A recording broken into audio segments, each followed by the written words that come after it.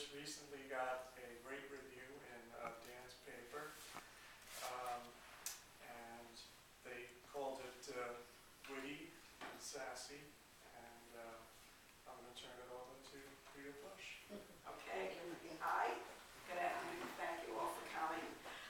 What I'm going to do is tell you about how I came to write the book, read a chapter, and then answer any questions you have about the characters, the plot, the writing process, anything at all, how I came to get Joyce Carol Oates's recommendation on the front cover, which says, engagingly written, the voice is shrewd, sharp, funny, and yet tender. Joyce Carol Oates, which I'm very proud of, and it's kind of a funny story how I came to get it, but I'll save that for a little later. So this is how the book started. Well, let me tell you first that I've been writing for 20 years. My first profession and still profession is that of an interior designer. So there's a lot of interior design elements in here, the history of the decorative arts. My character opens up an antique store after she steps out. The title is Lily Steps Out, and after she steps out of her domestic life, after her husband retires, she opens up an antique store. The book started about 12 years ago as a short story, and I was hearing a lot about men having heart attacks. A friend's husband, a friend of a friend, a close cousin, men in perfect health, all of a sudden it seems were having heart attacks. Some recovered, some didn't, and it scared me because it got me thinking about my own husband. What would I do? How would I cope? And then my imagination took over, and I invented a woman whose husband has a heart attack. A smart woman, a capable woman, but she doesn't know how smart and capable she is until she's faced with a crisis that goes beyond her husband's health and well-being. Lily Gold is that woman, and Lily Steps Out is her story. She's 55 years old with a grown son and a retired husband, and after 33 years of marriage, Lily decides she wants more out of life than making beds and cooking dinners. She decides to get a job, something she can do that's just for her. But without a definable skill, getting back into the work world is much more difficult than she thinks. When she finally does land a job in an antique store, her husband Leon decides he doesn't like not having her at his beck and call, and he pulls the plug on their bank account. That'll show her, he must have thought. Let's see how far she gets without any money, which can be a big problem for a woman who wants to do something, be someone, but doesn't have the funds to set herself up in business or pursue a career. How does a woman get by without any money of her own? If the woman is Lily Gold, she finds a way. But does doing what she loves mean she has to leave behind those she loves? These are some of the questions that Lily is faced with after she steps out of her comfortable life that she knows and becomes the woman she wants to be. There are some quotes in the beginning of the book. They are, "No man was ever shot by his wife while doing the dishes." That's one of them. "If it weren't for marriage, men and women would have to fight with perfect strangers." That's another. But the one from Oscar Wilde's The Importance of Being Earnest is my favorite. To me, that plays out exactly what goes on between Lily and her husband. This is the quote. "The fact is, you have fallen lately, Cecily, into a bad habit of thinking for yourself. You should give it up. It is not quite womanly. Men don't like it." So that's what plays out between Lily and her husband, this kind of loggerhead as she decides she wants to be more and do more, and he's very happy with things just the way they are. The chapter that I'm going to read is at the beginning of the book, and it's called Breadwinner. And it takes place after Lily has spent the morning cleaning out her son Larry's old room and the afternoon looking for a job. Now Larry is 33. He's been on his own for quite some time. Yet he's left a lot of his stuff at the house.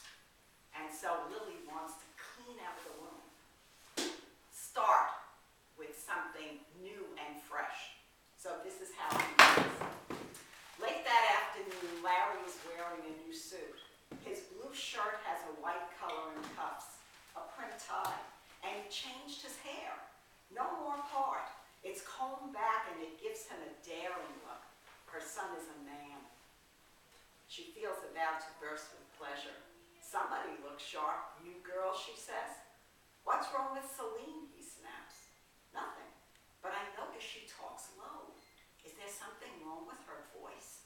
She modulates, Ma. Not everybody shouts when they speak. Mazel tov. Today it's a modulator. Every Monday and Tuesday he meets a girl who talks better and walks better than his mother. And you're always cutting down my girlfriends. I like Veronica. Her name was Monica. And she worked in the garment center. She got you up to Donna Karen. How could you not like her? The fortune she spent buying wholesale. New leaf Larry, I'll be sweet as pie. He considers her, suspicious as a businessman sizing up a possible scam. His finger scratches his jaw. What kind of pie, he says with a little smile, and she's a mother in heaven. Come, she says, I've been cleaning out your room. What for? My Mick Jagger, he moans when they get in there. He pulls the poster out of the waste can. You could have asked first. I didn't think of it. A lie. She thought with a capital T. I'm going through your room, Larry. Do you want? She envisioned them sorting his mementos. Remember when, she'd say, and be tempted to keep them. Nothing doing. Fast it had to be done, or it might never be done at all. She was clearing a space to breathe. Where's my pillow? It was old. It fell apart. You mean it's gone, he says with one of his heart-crushing looks. Gone, Larry, and I want you to go through the drawers. Whatever you don't want, throw out. She points to a black plastic sack slumped on the floor. The rest take home. I thought this was my home. Well, it is, but not in the same way it was when you lived here. What's that supposed to mean, he says as he swings the laundry bag he's been holding. She points to it. For one thing, it means no more of that. The bag stops swinging. Why not? I'm not asking you to do it, but it feels as if he is. Feels like he's going to march her back down to the basement to sort and fold his socks. He has his own place, doesn't he?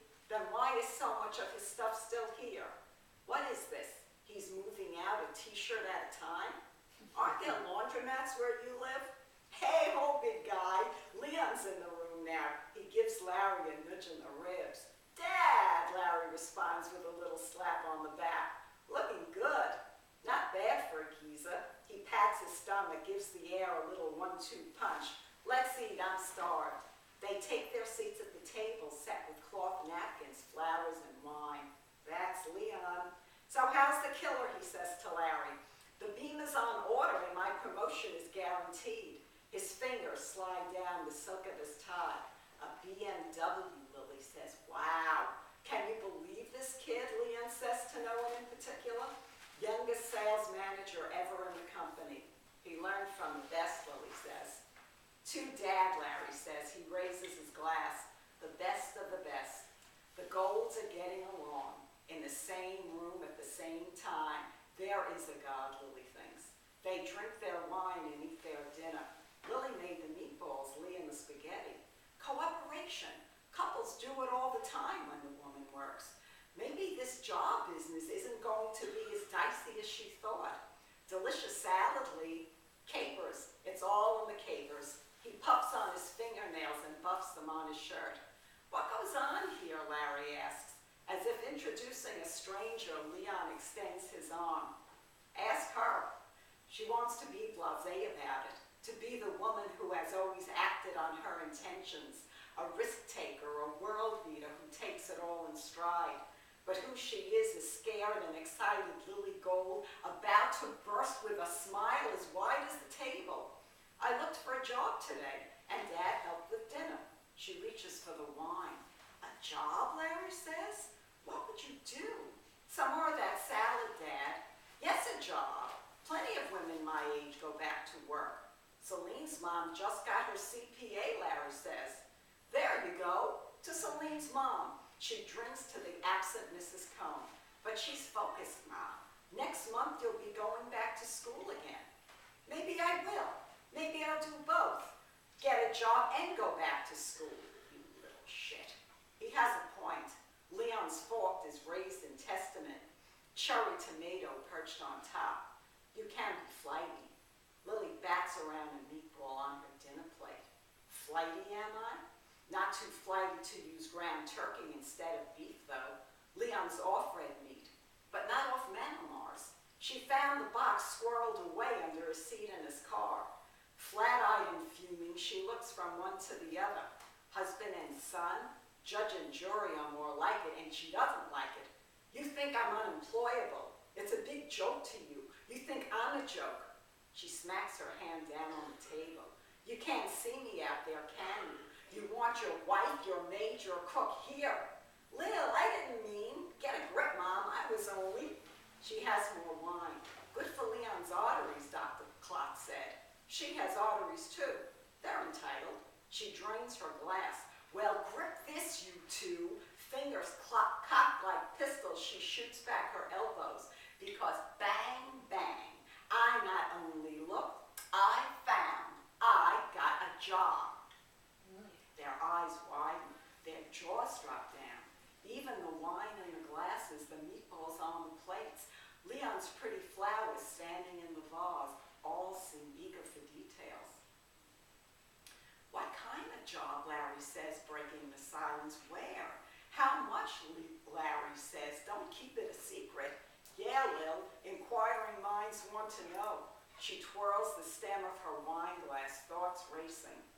Not that I'm superstitious, but it is my first job in 30 years. You wouldn't want to put a kibosh on it, would you?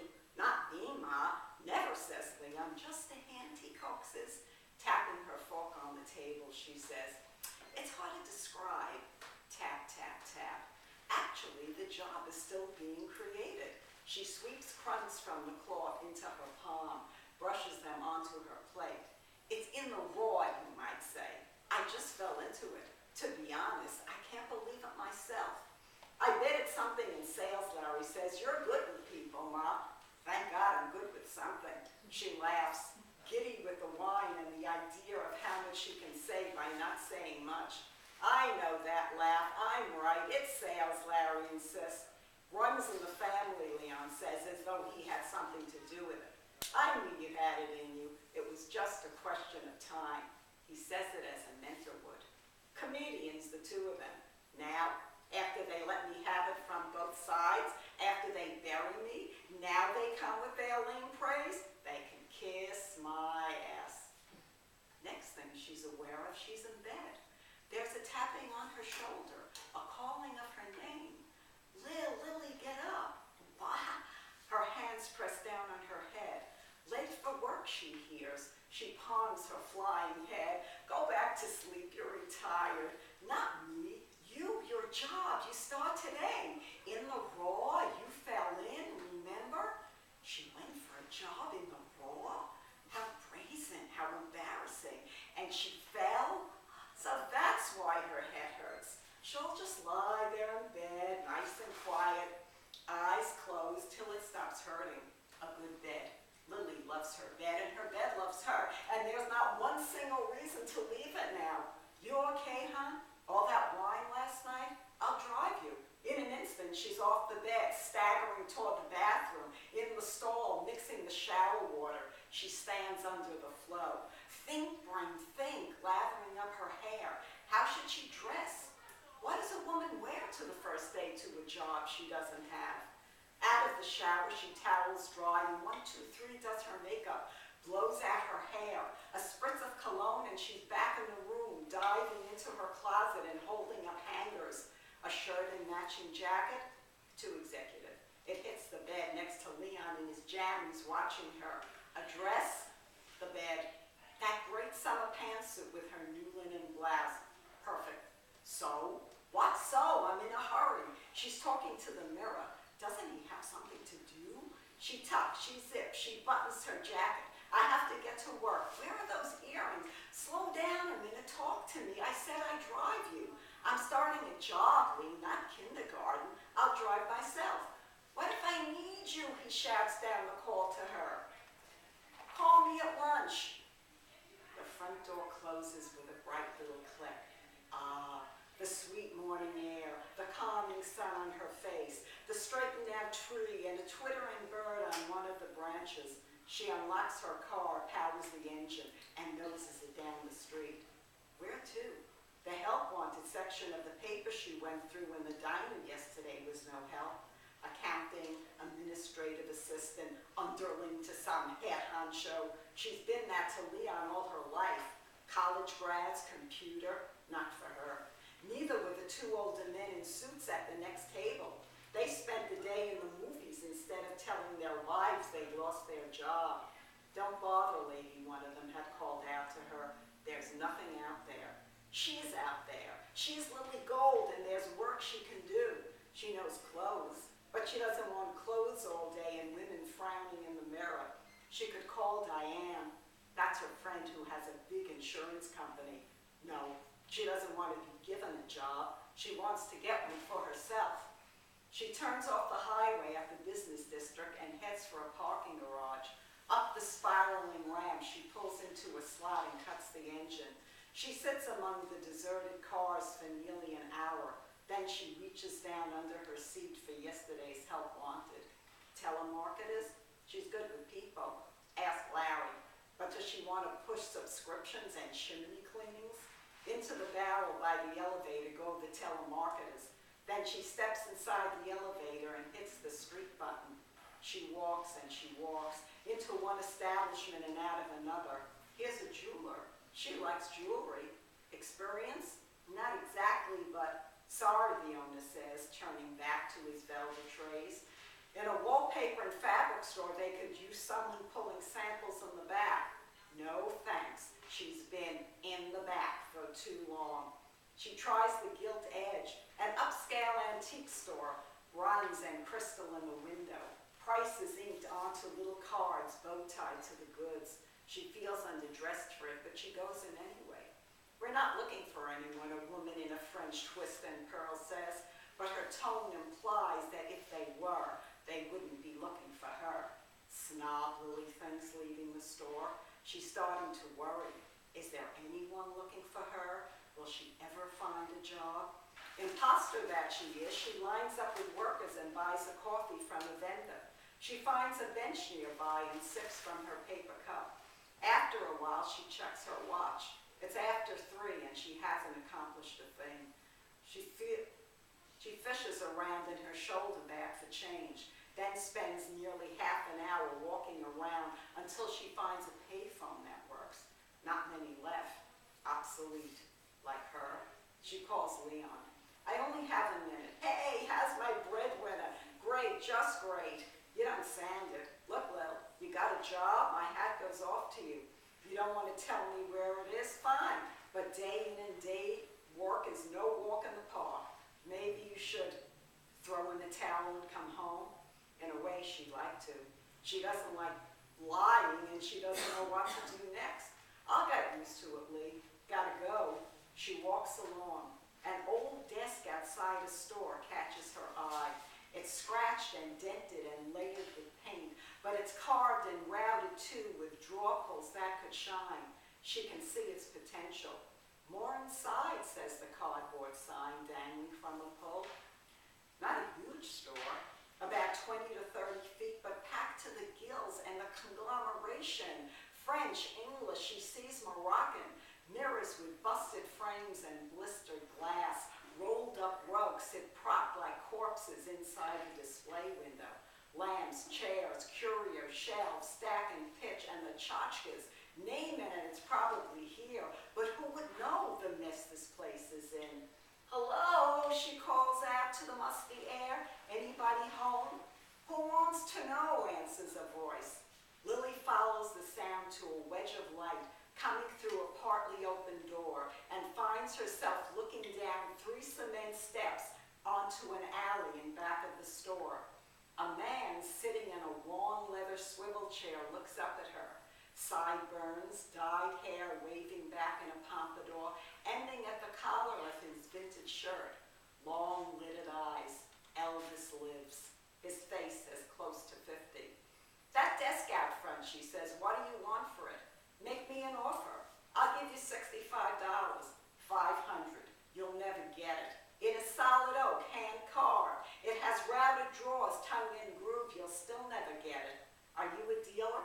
I do not sell to dealers. I'm not a dealer. She walks down the steps. But I know what things go for, and sitting out there like a lox, that desk isn't bringing in any $500.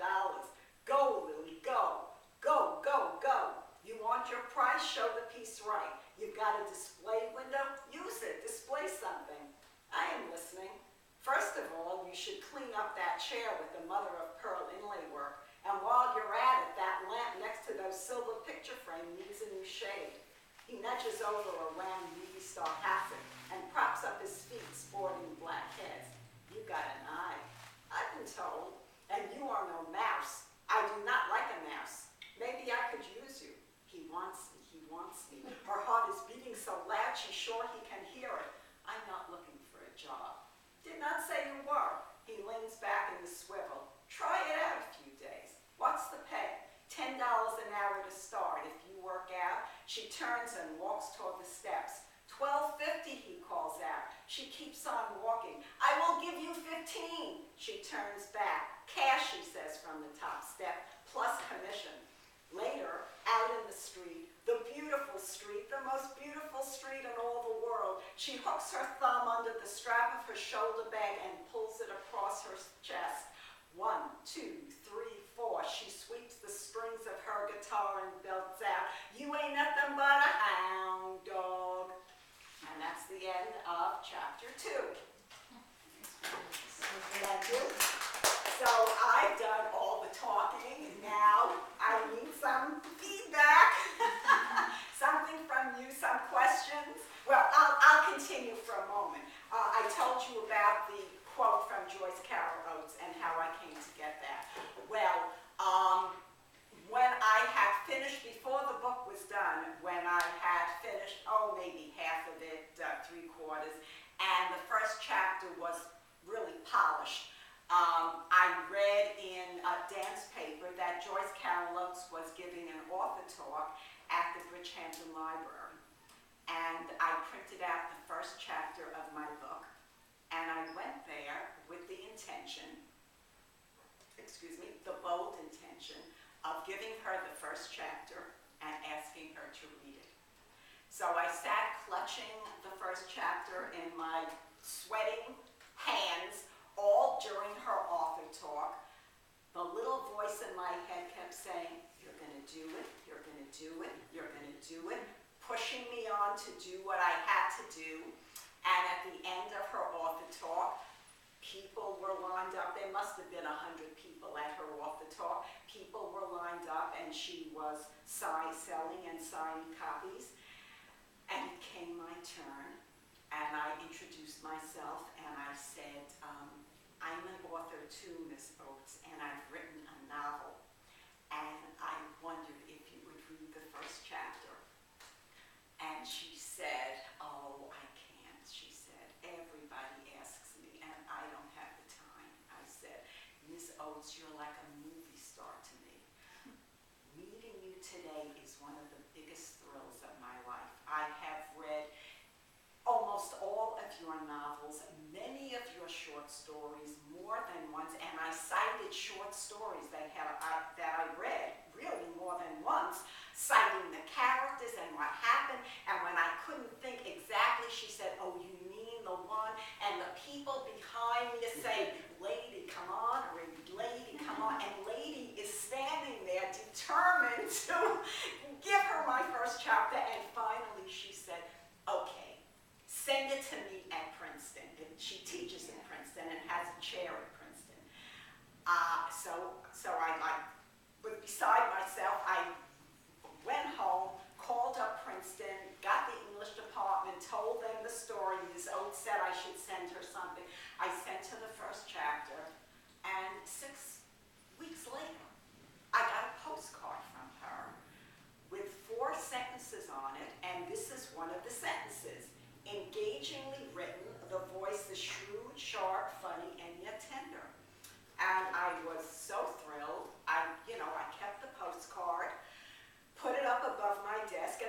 stayed for many, many months. And finally I took it down. And years later, because this must have happened 5 years ago, years later, when I knew the book was going to be published, I took it out, copied it onto a letter I wrote her that said, "Dear Miss Oates, in such and such a year, I met you at a reading of yours at the Hampton Library, and gave you a chapter to read, and you were kind enough to send back this postcard," which was printed on the bottom of the letter. "My novel is now being published. Can I use the quote on the cover?" And a few weeks later, she returned the letter, and she said, "Of course you can. Good luck." So that is my Joyce Carol Oates story. So if you'd like to ask questions about the book or myself, I'm here for you. So she enjoys working at the place, the Pardon? shop. The woman enjoys working at the shop. Oh, she loves In the work. novel. Yes. Oh, she does. Yes. Did you have? Is the book semi-autobiographical? Well, in a way, I too wanted to be someone and something more than a homemaker. And so there's a similarity there, because I started working, well, Lily doesn't start working till she's 55. I started my life outside of the home when I was 35.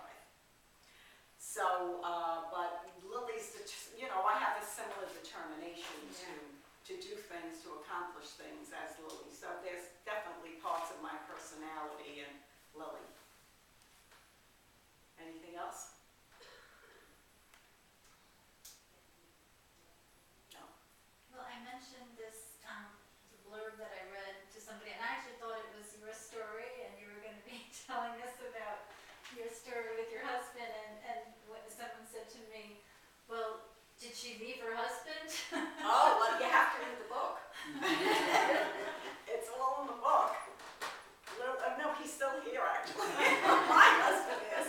Whether Lily leaves her. But I didn't have a heart attack. And he didn't have a heart attack. No. See, he's in perfect health.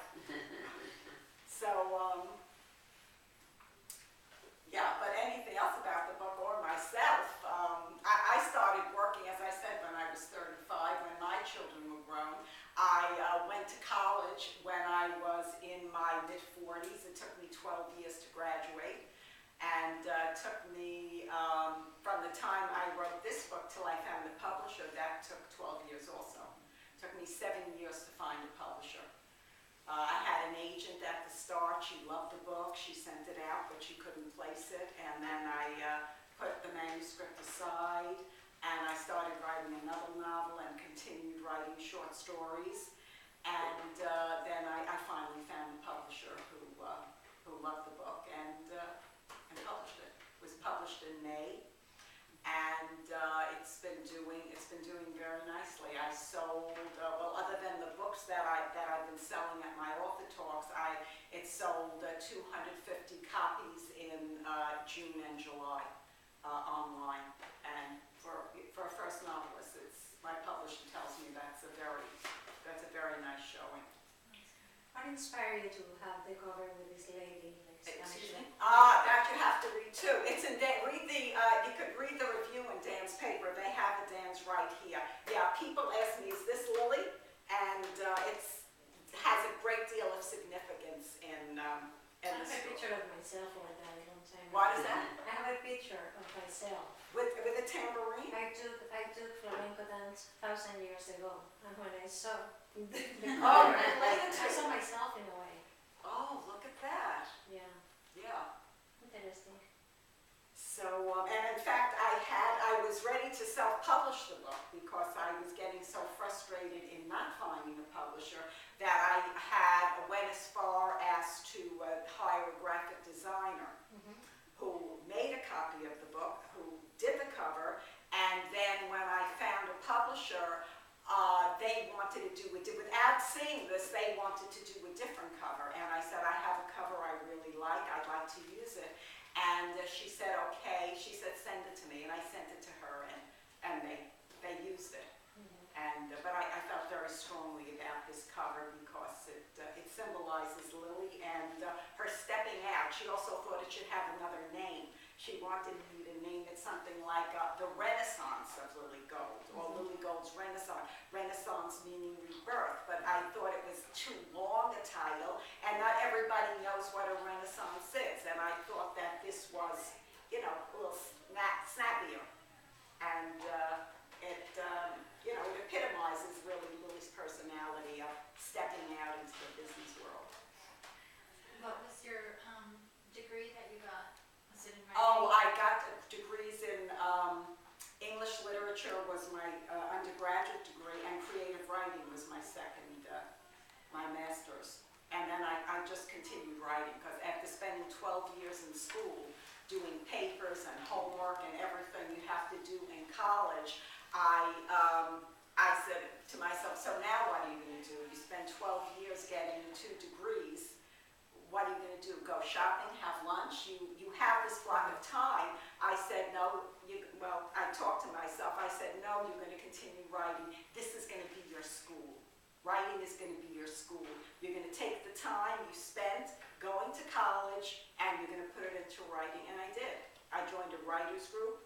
I still belong to the same writer's group I joined 20 years ago. We still have the same core group of about 6 or 7 people, and then new people come in. I still take writing courses. I just took a writing class in advanced fiction this summer. So I'm still in school in a way, still learning. I feel like it's an inspiration for emancipation. Yes, a lot of people say that, yeah.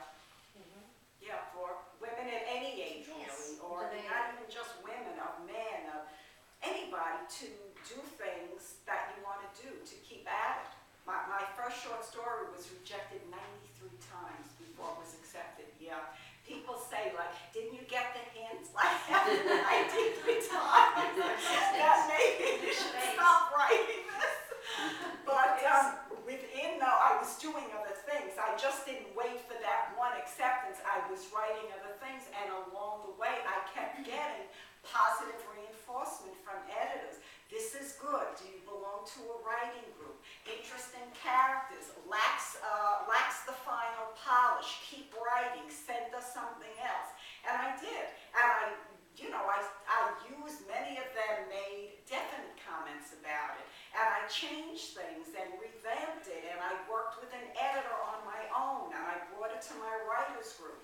And when it was accepted, 2 journals wanted it. So that's it. Are you planning the book now? I have written another book that finished the second novel. The first 10 pages is with an editor, and it follows some of the characters in this book. So I continued, because I felt there's a story here with these particular people, and I'm going to take that story and do something with it.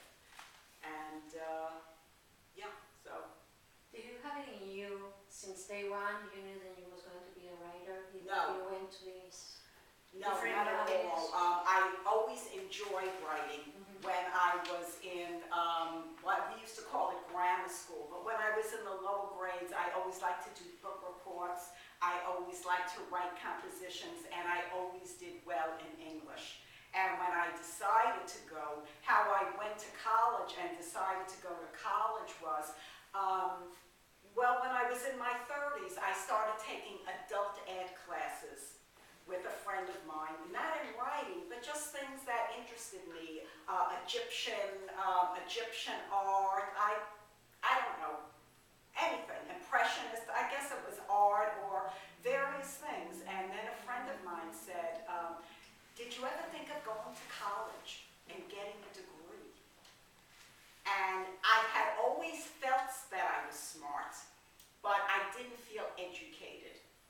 And I felt that a certain lack, like when I spoke to people and they graduated from this college or that college, there was something that, like, why can't I? Why didn't I? And this was as an adult, and yet I never really had a yearning to go to college. When I was younger, I married young, had my children young, started to work when I was 35. But when they said that, it was like, that bulb goes off. The next day, I was in Queens College registering for their adult education classes. They had this kind of program where adults go to college and you take seminars once a week for 2 or 3 hours instead of going for 40-minute classes or however long they are. And I took English literature because I always loved to read. And then after I took that, I decided I wanted to go on with my education. And then I saw what the offerings were, and creative writing. I like that. I'm going to do that. And then like writing found me in a way. So that's it. So I thank you. If anyone wants to buy the book, it's $11. I'll be happy to